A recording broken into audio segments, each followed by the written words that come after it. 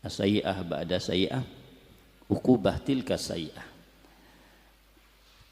Al-hasanah ba'da al-hasanah, jaza' tilkal hasanah. Kalau kita melakukan kebaikan dan kemudian kita dapat hidayat dari Allah Subhanahu wa taala untuk melakukan kebaikan yang lain, maka hidayat yang diberikan oleh Allah untuk melakukan kebaikan yang lain itu karena balasan Allah Subhanahu wa taala untuk kita yang melakukan kebaikan sebelumnya. Ya, kalau kita mengaji, maka Allah setelahnya akan memberikan kepada kita hidayat untuk berzikir. Kenapa Allah memberikan kepada kita hidayat untuk berzikir? Karena kita mengaji tadi. Dan nanti kalau kita sudah melakukan ibadah zikir kepada Allah sementara, Allah akan balas dengan hidayat yang lain. Kita diberikan petunjuk oleh Allah untuk bersolawat kepada Nabi. Kalau kita sudah bersolawat kepada, kita diberikan petunjuk oleh Allah Subhanahu wa taala untuk membantu kawan kita, saudara kita, dan seterusnya. Dan maksiat sebaliknya. Kalau kita maksiat, kemudian kita maksiat lagi, mau maksiat yang sama atau maksiat yang lain, maka maksiat kedua itu hukuman dari Allah karena kita melakukan maksiat pertama. Kalau sudah kita melakukan maksiat kedua, maka Allah Subhanahu wa taala akan menghukum kita dengan maksiat ketiga, dan seterusnya seperti itu. Akhirnya terbiasa kita berbuat maksiat. Terus bagaimana kita memutus rantai daripada kemaksiatan? Taubat sama Allah. Taubat dengan sesungguhnya. Nangis kepada Allah, menyesal karena Allah. Merasa bersalah kepada Allah Subhanahu wa taala. Niat tidak akan mengulangi maksiat itu lagi selama-lamanya seumur hidupnya. Maka Allah ganti ya, hukuman yang semestinya mendapatkan hukuman maksiat yang lain, Allah ganti dengan taufik dan hidayat. Allah akan giring dia, akan berikan petunjuk kepadanya untuk cinta kepada ibadah, cinta kepada ketaatan, cinta kepada mengaji dan lain sebagainya. Tapi kalau kita tidak taubat atau taubat kita hanya taubat sekedarnya, bukan taubat yang sesungguhnya, maka selanjutnya terus akan kita melakukan maksiat demi maksiat tanpa akan kita berhenti daripada perbuatan maksiat. Na'udzubillahi min dzalik. Dan bahaya daripada melakukan kemaksiatan, efeknya bahayanya besar. Ya, yang pertama jelas kita tidak akan bisa menikmati ibadah kepada Allah Subhanahu wa taala. Kita tidak bisa menikmati sholat, kita tidak bisa menikmati bacaan Al-Quran, bacaan zikir, tidak bisa tahajud, ataupun dipaksa tahajud tidak nikmat dalam tahajud kita, tidak bisa nikmat sujud dengan Allah Subhanahu wa taala, dan tidak akan bisa kita untuk menangis karena Allah Subhanahu wa taala. Ini hukuman karena kita berbuat maksiat. Ini hukuman yang berat. Manusia kadang-kadang berpikir bahwasanya mereka berbuat maksiat demi maksiat, bahkan banyak maksiat yang sudah dilakukan, tapi mereka merasa dalam kebaikan, hidupnya bahagia, hartanya banyak, ya, rumahnya mewah, mobilnya mewah, padahal mereka maksiat. Mereka merasa dengan itu bahwasanya mereka dekat dengan Allah, tidak diberikan hukuman oleh Allah, mereka tidak mendapatkan murka Allah, mereka merasa Allah tidak marah kepada mereka. Dan mereka tidak sadar bahwasanya sebenarnya mereka dalam hukuman yang besar dari Allah Subhanahu wa taala.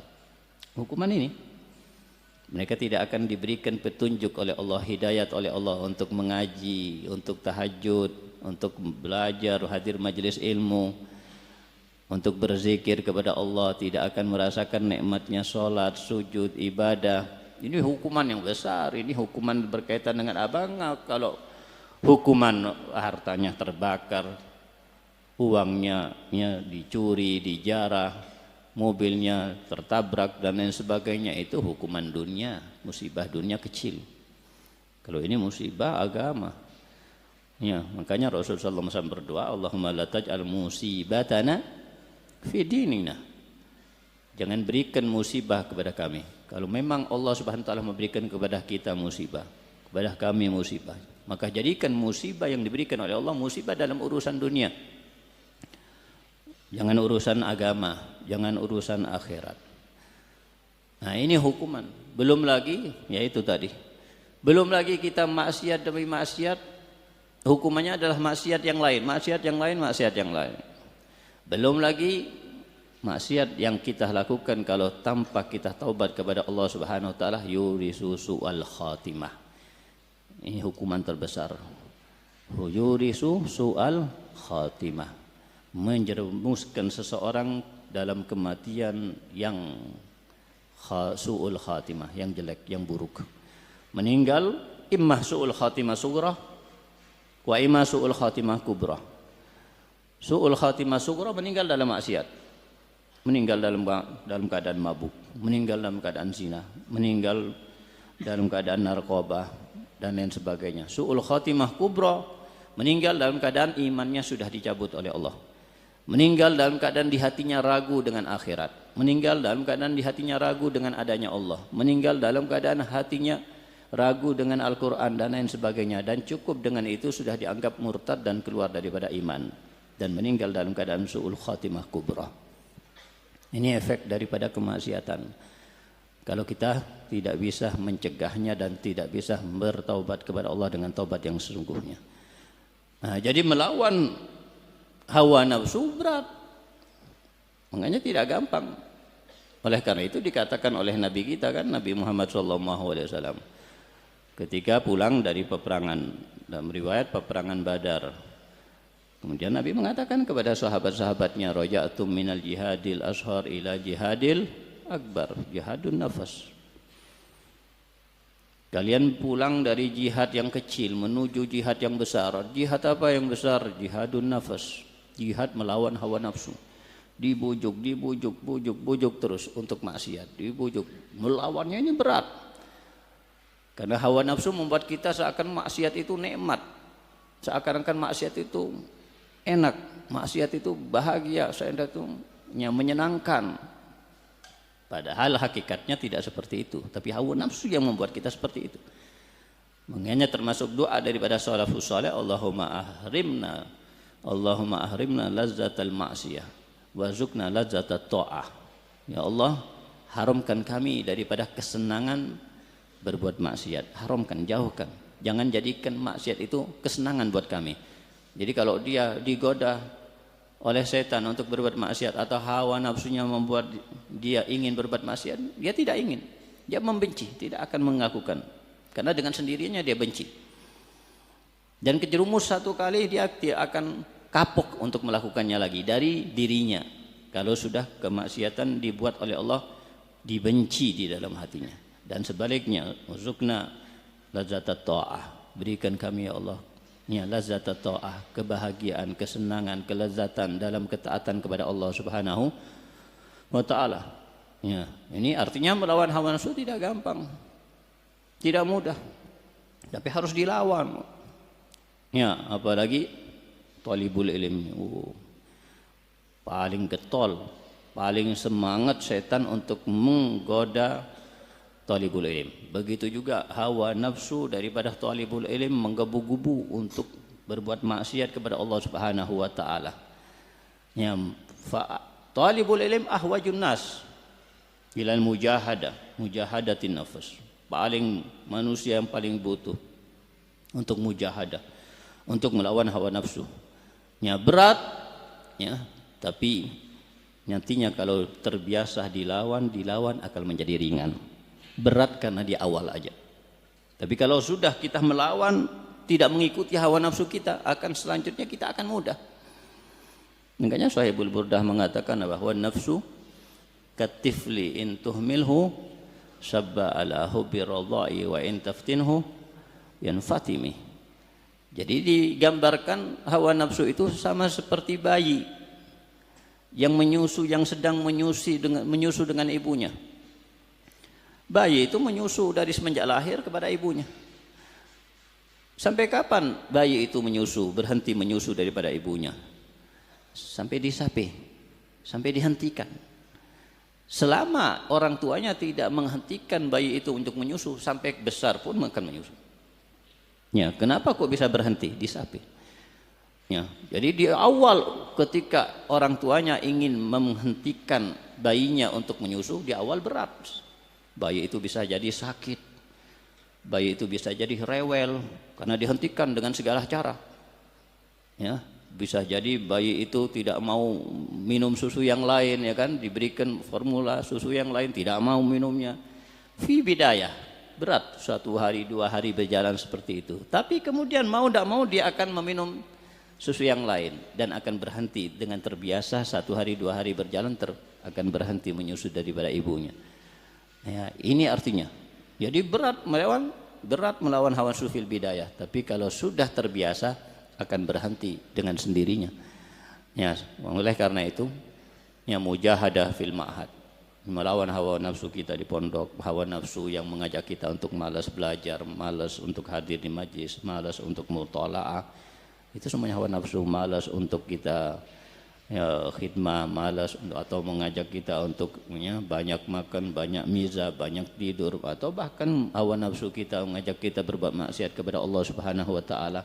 Dan bisa aja kemungkinan itu terjadi walaupun di pesantren, tidak menutup kemungkinan. Nah, mujahadah yang tepat untuk kita praktekkan adalah di pesantren.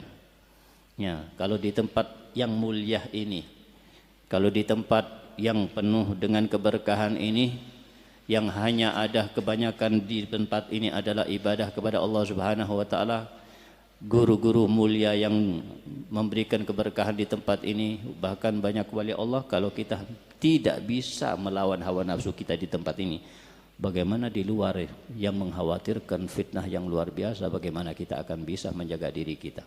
Ya, sekarang ini praktekkan. Kalau kita benar-benar bisa melawan hawa nafsu kita, sebentar, anggaplah seperti seorang yang sedang sakit. Rela orang yang sakit untuk pergi ke rumah sakit, ya, rela untuk membayar. Dan di rumah sakit bukan enak. Di rumah sakit dia akan disuntik, dia akan diberikan obat yang pahit, dia akan diinfus, dia akan diginikan, semuanya tidak ada yang enak di rumah sakit. Tapi kenapa rela masuk rumah sakit? Padahal tahu di rumah sakit tidak enak. Ya, kenapa kok rela? Kok mau? Bahkan membayar lagi. Karena ingin sembuh. Karena ingin nanti pulang dari rumah sakit dalam keadaan sehat. Tidak apa-apa. Ya, melawan sesuatu yang tidak disukai di rumah sakit. Sehari 2 hari atau mungkin seminggu atau lebih atau kurang, tapi keluar dari rumah sakit dalam keadaan sehat. Harapannya kan seperti itu. Maka begitu juga kalian di pesantren, tidak apa-apa. Berat di pesantren, 1 tahun 2 tahun mujahadah. Tapi nanti kalian akan keluar dari pesantren dalam keadaan mulia.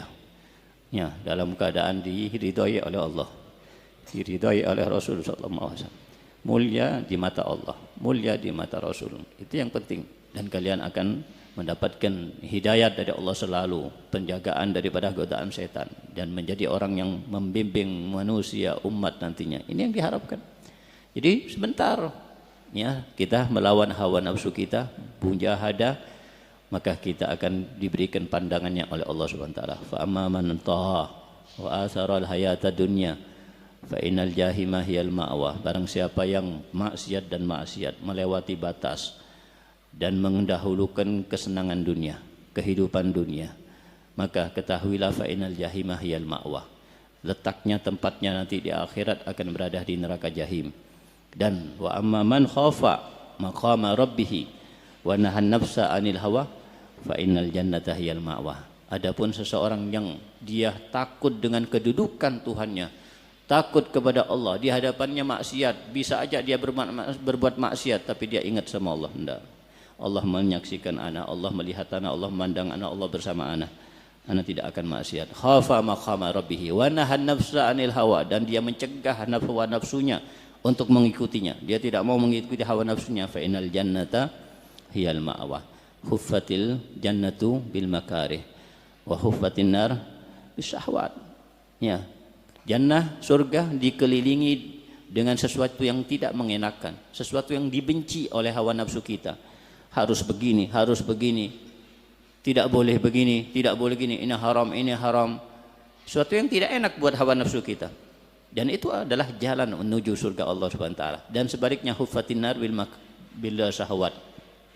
Jalan menuju neraka dikelilingi dengan syahwat kita, dengan hawa nafsu kita. Makanya Sayyidina Isa tadi mengatakan, ya, al jannah tarji'u ila syai'in, kan?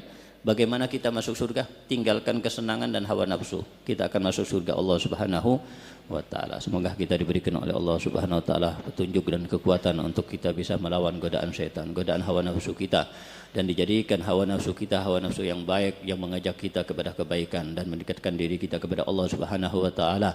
Dan semoga kemaksiatan yang sudah kita lakukan diampuni semuanya oleh Allah Subhanahu wa taala dan diganti dengan pahala yang besar di sisi Allah Subhanahu wa taala, dan membuat kita menjadi lebih takut kepada Allah Subhanahu wa taala. Dan semoga kita diberikan oleh Allah panjang umur, sehat wal afiat fi taatillah wa taati Rasulillah sallallahu alaihi wasallam, menjadi hamba Allah yang dicintai oleh Allah, dicintai oleh Rasulullah sallallahu alaihi wasallam. Dan semoga kita semuanya mendapatkan ilmu yang barakah, ilmu yang manfaat, ilmu yang membuat kita takwa kepada Allah Subhanahu wa taala, ilmu membuat kita berakhlak dengan akhlak yang mulia, ilmu yang membuat kita dekat dengan Allah, dekat dengan Rasulullah sallallahu alaihi wasallam, menjadi sebab bahagia kita dunia dan akhirat. Ala hadiniya kunya salihah jami'ah syamila bi khairi dunya wal akhirah wa ila hadratin nabi sayyidina Muhammadin sallallahu alaihi wasallam bi asharil Fatihah.